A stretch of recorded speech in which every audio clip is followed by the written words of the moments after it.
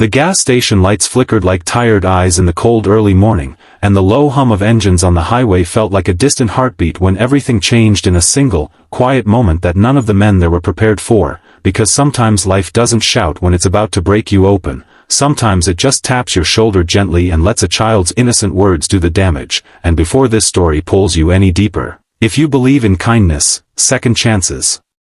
and the power of humanity in a broken world, take a second to like this video, share it with someone who needs hope, subscribe to the channel, and tell us in the comments where you're watching from, because stories like this connect strangers across the world in ways nothing else can.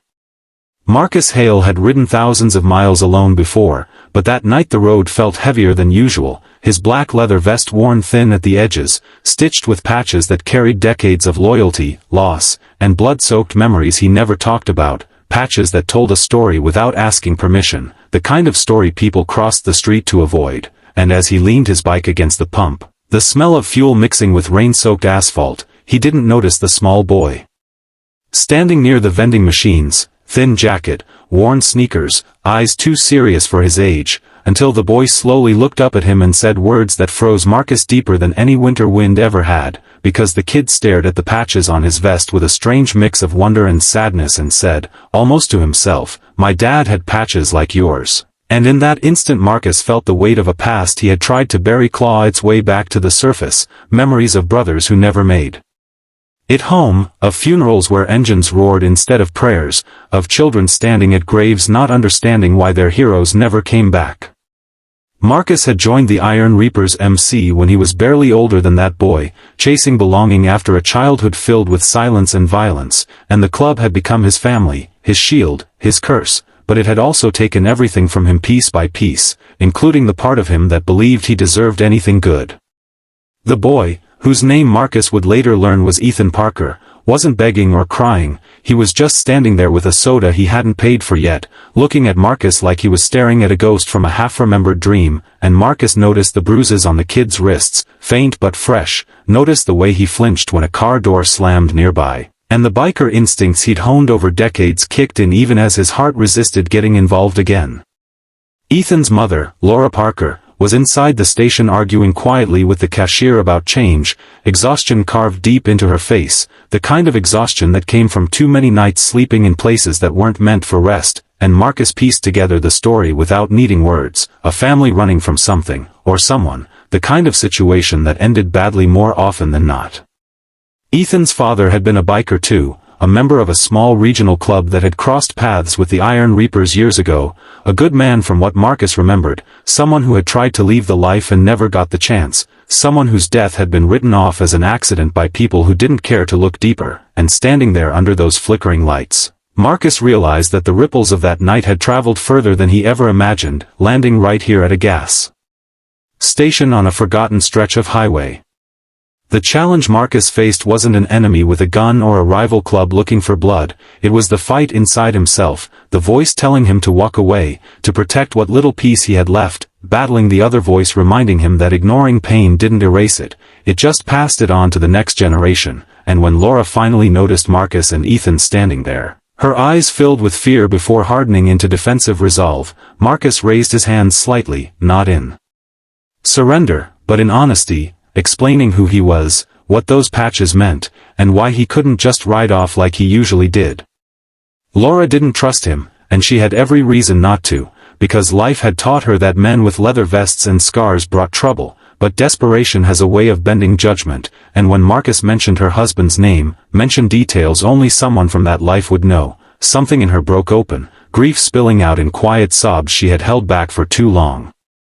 They were being followed, she admitted, by people connected to her husband's past, people who believed unfinished business was theirs to collect, and Marcus knew immediately that this wasn't something he could handle alone, not without waking old ghosts and calling in favors that came with heavy prices. Standing there, rain starting to fall harder, Marcus did something he hadn't done in years, something he swore he never would again. He pulled out his phone and called the entire Iron Reapers MC, not for revenge, not for war, but for protection, for redemption, for a chance to do one thing right in a lifetime of wrong turns. The club responded the way only a brotherhood forged in fire can, engines roaring through the night from every direction, bikers of all ages and scars converging on that lonely gas station like a moving wall of steel and loyalty, and Ethan watched with wide eyes as dozens of bikes surrounded them, not in threat but in promise, each rider understanding without explanation that this was about a fallen brother's family, about ending a cycle instead of continuing it. The suspense built as headlights appeared on the edge of the road, unfamiliar vehicles slowing, watching, calculating, but when they saw the sheer presence of the Iron Reapers, the message was clear: some lines could not be crossed, and sometimes justice wasn't loud or violent, it was simply standing together and refusing to move. Over the next days, the club arranged safe passage for Laura and Ethan, connected them with resources Marcus never knew how to access for himself, helped Laura find work, helped Ethan feel safe enough to sleep through the night, and through it all Marcus stayed close, wrestling with guilt and hope in equal measure, learning that being strong didn't always mean being fearless, sometimes it meant staying when leaving would be easier.